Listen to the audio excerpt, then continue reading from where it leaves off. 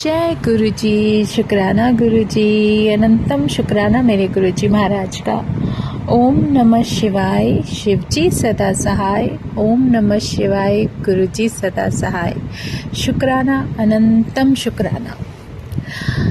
जब हम अपने परमात्मा से जुड़ जाते हैं, या आप ये कह सकते हो कि बिना उनके तो हम कुछ है ही नहीं, बस हमें ये पहचान हो जाती है कि ये वो शक्ति है जिसके सहारे आज तक हम चल रहे थे।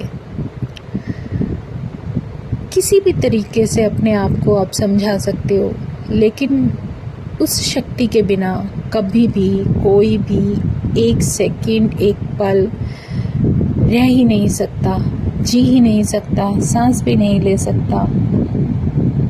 और शायद यही कारण है कि जो बहुत हज़ारों करोड़ों साल पहले से जो हमारे पूर्वज चलते आए हैं, उन्होंने एक ऐसी रीति बनाई जिसमें हम उस भगवान को याद करें, चाहे पूरे दिन में कुछ पल ही सही। वही सब कुछ चलता हुआ आ रहा है। फ़र्क सिर्फ इतना है, अपनी आवश्यकताओं के अनुसार, अपनी ज़रूरतों के अनुसार, या फिर ये कह सकते हो कि अपनी पॉकेट के अनुसार इंसान वो सब कुछ करता है जो कुछ उसे बताया जाता है, और उसी प्रक्रिया के द्वारा वो अपने परमात्मा को खुश करने की कोशिश करता है। और चाहे उसमें किसी भी तरह की पूजा हो, किसी भी तरह का कोई भी जप हो, नाम हो, हवन हो, कीर्तन हो, या फिर सत्संग हो, जो कुछ भी है उस परमात्मा के द्वारा हमें एक दिखाए हुए रास्ते पर चलने के लिए ही होता है। फ़र्क सिर्फ इतना है कि हम इतनी समझ कब लेकर आते हैं कि हमें हर चीज़ के लिए कोई फोर्स नहीं कर सकता। जो आपको अच्छा लगे उसी तरीके से अपने भगवान को याद करो, उसी तरीके से अपने श्रद्धा और विश्वास और पूरी भक्ति के साथ उसका नाम जपो। और यही है सब कुछ। लेकिन जो एक दिखावा होता है ना, डर का, वो भगवान नहीं है। भगवान डर नहीं है। भगवान हमारा एक ऐसा साथी है, एक ऐसी प्रोटेक्शन है। उसका नाम हमें किस कदर हर मुश्किल, हर उस समय से बचा कर लेकर चला जाता है जिस परिस्थिति का हमने अनुमान भी नहीं लगाया होता, वो आती है और आकर चली जाती है। इसीलिए वो डर नहीं है। वो हमारा भगवान, परमात्मा किसको कहा जाता है?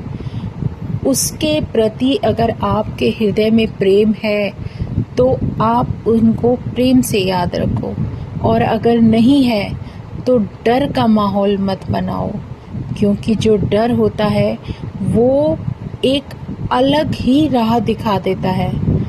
आपने ऐसा नहीं किया तो ये हो जाएगा। गुरु ने कभी भी नहीं कहा कि अगर तुम ये नहीं करोगे तो तुम्हारे साथ ऐसा हो जाएगा। वो तो आए ही हर किसी को कल्याण करने के लिए हैं। उन्होंने तो कभी किसी के लिए गलत नहीं बोला, ना ही गलत सोचा। वो तो बोलते भी बहुत कम थे। इसीलिए वो अपने जो भी संगत उसके साथ जुड़ी है ना, उस परमात्मा के साथ, उस हमारे पूर्ण गुरु के साथ, वो संगत बहुत ही अच्छी तरह से जानती है कि भगवान, अगर हम भगवान से जुड़े हैं तो वहाँ डर की कोई गुंजाइश नहीं है। उसका नाम जितना लोगे वो उतना ही हमें हमारे जीवन में आगे लेकर चलता है, ना कि हमारे अंदर डर पैदा करे। अब आप इससे समझ जाओगे कि जिसका शासन होगा, ज़रूर अगर वो राजा बहुत प्यारा होगा तो हम उनसे अपने दिल की हर बात करते हैं। अगर कोई डराने वाला होगा तो हम उससे कुछ नहीं कहेंगे, हम चुप रह जाएंगे। यही फ़र्क तो परमात्मा में है। परमात्मा ने कभी हमें ये नहीं कहा कि तुम अपने दिल की बात मत करो। वो हमसे कुछ भी नहीं मांगते। वो सिर्फ ये बोलते हैं कि तुम अपने सच्चे हृदय से मुझे याद करो, मुझे याद रखो। वही एक रास्ता है जो हमें आगे तक लेकर जाता है। हम अगर अपने महाशिव के चरणों में अपना सर झुकाते हैं तो उसका मतलब हमारे अंदर एक ऐसे ज्ञान का होना है कि हमें पता है कि हमारे सामने जो शक्ति विराजमान है वो शक्ति हमारे लिए सब कुछ है। वो कुछ भी कर सकती है। सच में अगर हम गुरुजी से जुड़ जाते हैं या हमें गुरुजी के बारे में सारा कुछ जो भी कनेक्शन होता है वो बन जाता है, या हमें गुरु ने अपना लिया है, तो फिर आपके जीवन में कुछ भी हो सकता है, कभी भी हो सकता है। इससे आप कभी भी अपने मन में बिना डर लाए अगर अपने दिल की बात उस परमात्मा से बिना शब्दों के भी बोलोगे ना, तो वो दिल की आवाज़ सुनता है। उन्होंने बस यही सिखाया है कि तुम आओ और बैठ जाओ, क्योंकि जानते तो वो सब कुछ है। तुम्हें बुलाया उनके चरणों में तभी है जब उसका कल्याण का समय आ गया। इसीलिए यही सब कुछ जो भगवान सिखाते जा रहे हैं, बताते जा रहे हैं, उसको अपने जीवन में जीने के लिए जिस तरीके से भी आप लेते हो तो वो आपके लिए बहुत अच्छा होता है। बशर्ते आप अपने अंदर से डर निकाल दो और अपने दिल में जो भी आपकी अंतरात्मा से आवाज़ निकलती है वो उस परमात्मा को बताते चले जाओ। नहीं शब्दों में बयां कर सकते, कोई बात नहीं, उनके साथ बैठ जाओगे तो वो तो वैसे भी अंतर्यामी है, उन्हें तो सब कुछ पता है, लेकिन वो भी चाहते हैं कि मेरा भक्त है या मेरी संगत है वो मुझसे उसी तरीके से बात करे जैसे आप एक फैमिली मेम्बर से बात करते हो। हमारी फैमिली में भी तो सबसे जो बड़ा व्यक्ति होता है उसके सामने परेशानी आप बोलते हो ना, तो उसी तरीके से आप भगवान को भी ले लो, उस महाशिव को भी ले लो। आपके जीवन की सारी कठिनाइयाँ किस तरीके से दूर होती चली जाएंगी आप इमेजिन भी नहीं कर सकते। शुक्राना करते चलो। शुक्राना ही तो है जिसने हमें अपने गुरु चरणों से जोड़ा है। और गुरु चरण दुख हरण बहुत ही प्यारा एक सिर्फ सेंटेंस नहीं है, इसमें सारा सार जीवन का सार समा जाता है कि गुरु चरण दुख हरण। यही वो एक जगह है जहाँ पर जाकर इंसान अपना सब कुछ वहाँ पर छोड़ देता है।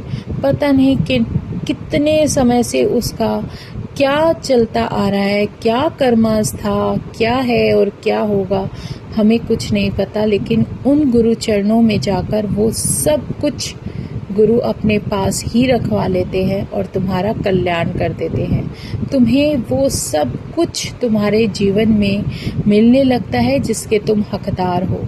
किसी के छीनने से कभी भी कुछ नहीं मिलता।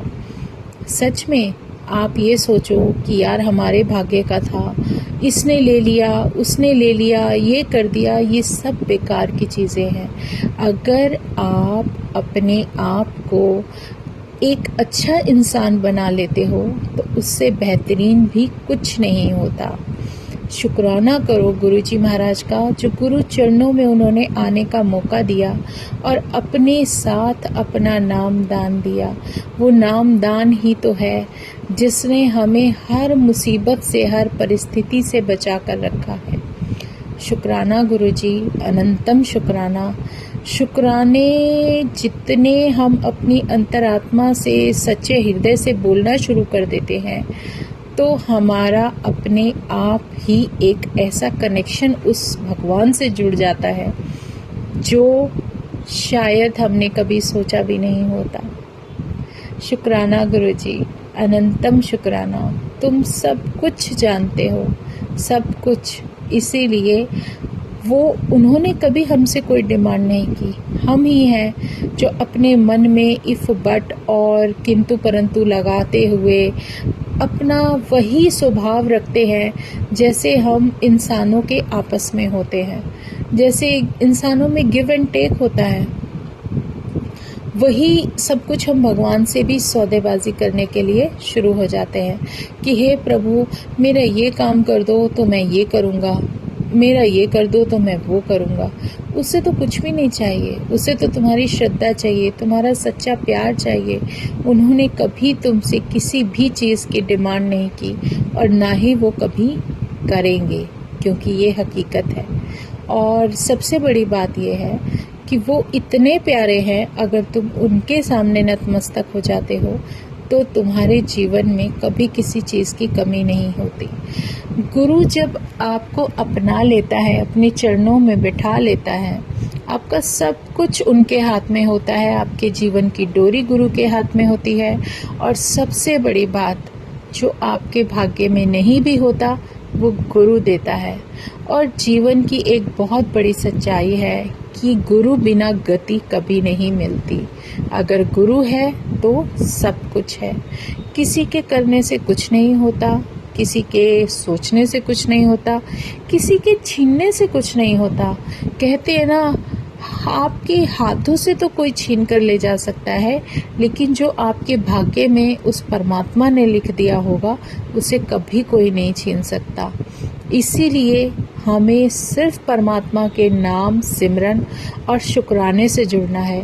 वो शुक्राना ही तो है जो हमें हर तरीके से बचाकर और इतना प्रोटेक्शन देते हुए चलता है कि जिसका हम जितना शुक्राना करें उतना ही कम है।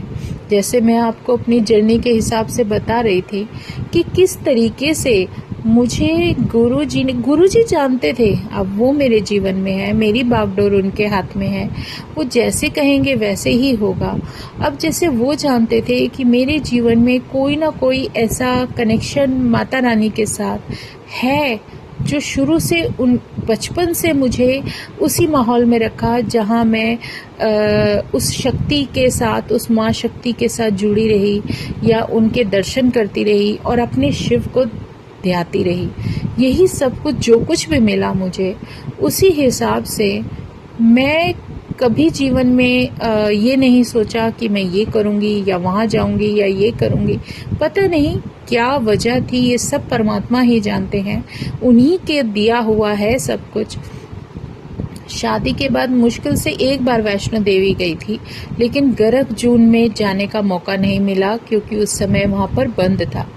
और ये बहुत बड़ी बात है, आज गुरु ने मौका दिया मुझे कुछ बताने का कि मैंने हर बार अपने सत्संग में शेयर किया है कि मैं वैष्णो देवी गई, वो भी अपने गुरु के साथ। गुरु जी ही लेकर गए और वो एक जो वैष्णो माता का मंदिर है, वो जो मुझे बिल्कुल एक कहते ना, एक पिक्चर की तरह मेरी आंखों के सामने है, और जहाँ बहुत सारी संगत भजन कीर्तन कर रही है और मैं भी वहाँ जाती हूँ और वहाँ सब कुछ देखती हूँ, आशीर्वाद लेती हूँ माँ का।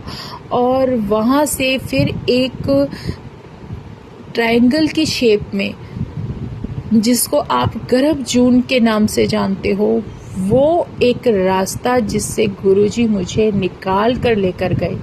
ये मुझे समझ में नहीं आया था, लेकिन कहते हैं ना, जहाँ उनका आशीर्वाद होता है वहाँ जो आपकी सॉल के लिए सबसे ज़्यादा ज़रूरी है वो आपको देते ही देते हैं। मेरी सॉल को इम्यूनिटी मेरी माता रानी से मिलनी थी। मेरे गुरु मुझे ले गए और वहाँ मुझे दर्शन कराए और मैं गर्भ जून से निकल कर आई, जो कि जीवन में कभी भी नहीं निकली थी। तो इतना बड़ा आशीर्वाद और ब्लेसिंग कौन दे सकता है सिवाय गुरु के, उस महाशिव के जिसने बागडोर अपने हाथों में ली हुई है। मुझे नहीं पता मेरी सॉल के लिए क्या ज़रूरी था, गुरु तो जानते थे ना, उन्हें पता था इसको अब इस चीज़ की ज़रूरत है, तो वही ब्लेसिंग दिलाने वो वहाँ ले गए।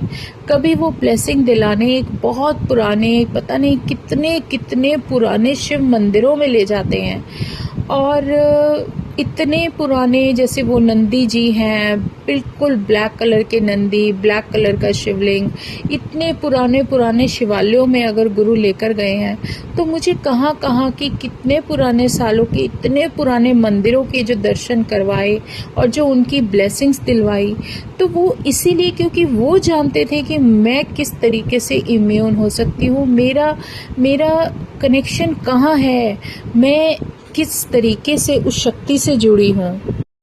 गुरु हमारे लिए वो सब कुछ कर सकते हैं जो हमने कभी सोचा भी नहीं होता, और सच में वो करते हैं।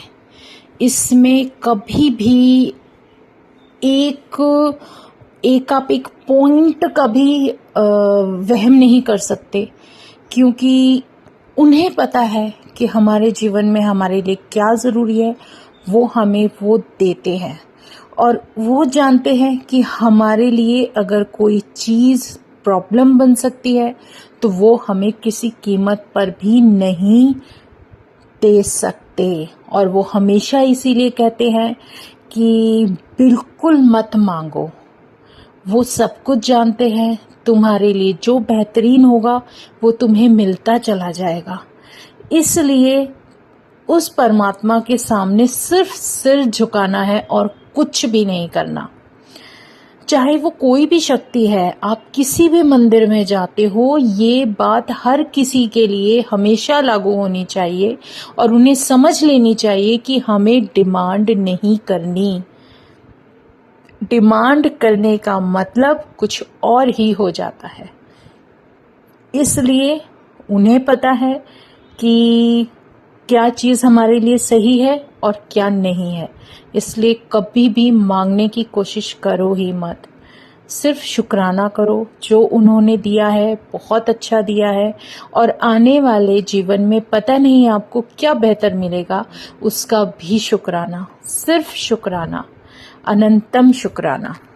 गुरु नाम की शक्ति का जब हमें एहसास हो जाता है, हमें ये अनुमान लग जाता है कि ये वो शक्ति है जिसने आज तक हमें संभाला था, तब उसके बाद जो भी हमारे जीवन में बदलाव होने लगते हैं ना, और जब हम उस रूप को, उस दर्शन को लेने लगते हैं, आप इमेजिन करो कि हमारे मन में इच्छाएं हैं, बहुत सारी इच्छाएं होती है।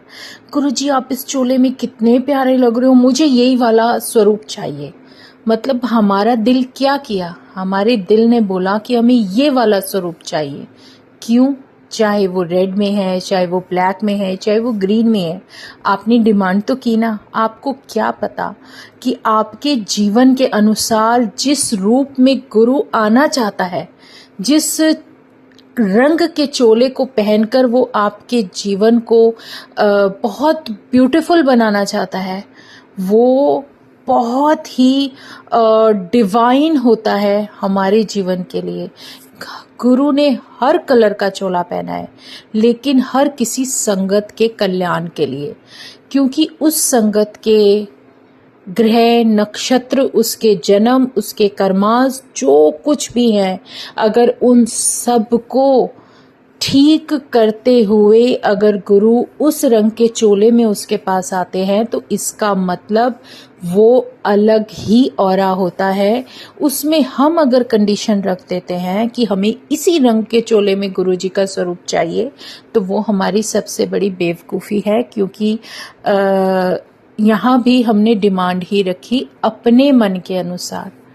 तो ये हमारी गलती है, लेकिन हमें अपने आप को ही सुधारना है। और जिस रंग में, जिस चोले में गुरु आपके पास आते हैं ना, वो सीधा सीधा आपके जीवन को सुंदर बनाने के लिए आए हैं। तो इसलिए हमें उनकी ब्लेसिंग को समझने की बहुत ज़्यादा ज़रूरत है, क्योंकि जैसे आप ये देखो कि मेरे मन में कुछ इच्छाएं हो रही है कि हाय गुरुजी आप बड़े प्यारे लग रहे हो, आप कितने प्यारे दर्शन हो रहे हैं इस चोले में, और वो स्वरूप हम मांगते रहते हैं। लोगों की मन में होता है कि हाँ हमारे पास इतने स्वरूप है, हमारे पास उतने स्वरूप हैं, लेकिन मुझे जो जीवन में गुरु सिखा रहा है कि जो तेरे पास है वो तो है, लेकिन तेरे लिए जो सही है वो दर्शन मैं तुझे दे रहा हूँ। और सच में उन्होंने मुझे डिवाइन दर्शन जितने भी चोलों में, जितने भी रूपों में दिए, वो मेरे पास है ही नहीं। और हम मान के बैठे रहते हैं कि जो हमारे पास स्वरूप अवेलेबल है, गुरुजी आप जैसे भी आए हो बहुत डिवाइन है, लेकिन उससे भी अलग तुम कहाँ तक इच्छाएं कर सकते हो, तुम सोच भी नहीं सकते, वो गुरु हमें दे देता है। मेरे पास जिस रंग के चोले में गुरु का स्वरूप नहीं है ना, उस रंग के चोले में गुरु ने डिवाइन दर्शन मुझे अपनी मर्जी से दिए। जब नहीं भी थे स्वरूप तब भी मुझे वो डिवाइन दर्शन हुए, जो कि आज तक शायद उस चोले में मैंने गुरु को यहाँ पर किसी स्वरूप के अंदर भी नहीं देखा। ऐसे चोलों के अंदर मुझे दर्शन हुए हैं। तो ये सब चीज़ें अब कहते हैं ना, एक ऐसी जगह, एक ऐसी स्थिति बन जाती है जब आपको गुरुजी ये सिखाने की कोशिश कर रहे हैं कि तुम इन चीज़ों में मत पड़ो। तुम्हें अगर परमात्मा को ध्याना है तो अपने मन मंदिर में रखो, वहाँ पर किसी भी चोले से रिलेटेड कोई कंडीशन है ही नहीं। वो किसी भी रूप में कैसे भी तुम्हें दर्शन दे सकते हैं, कैसे भी ब्लेस कर सकते हैं। वो एक अलग ही ऑरा है। जब वो शक्ति आपको अपने से कनेक्ट करने की इजाज़त दे देती है ना, तब आपका जीवन अपने आप संतुलित तरीके से चलने लगता है। इसी का शुक्राना करना है हमें। शुक्राना मेरे गुरुजी महाराज, अनंतम शुक्राना। जितने शुक्राने मैं तेरे करूं उतने कम है। जय गुरुजी। आज मन में यही भाव आ रहे थे। जय गुरुजी, शुक्राना गुरुजी। ओम नमः शिवाय, शिवजी सदा सहाय। ओम नमः शिवाय, गुरुजी सदा सहाय। शुक्राना, अनंतम शुक्राना। जय गुरुजी, जय गुरुजी, जय गुरुजी।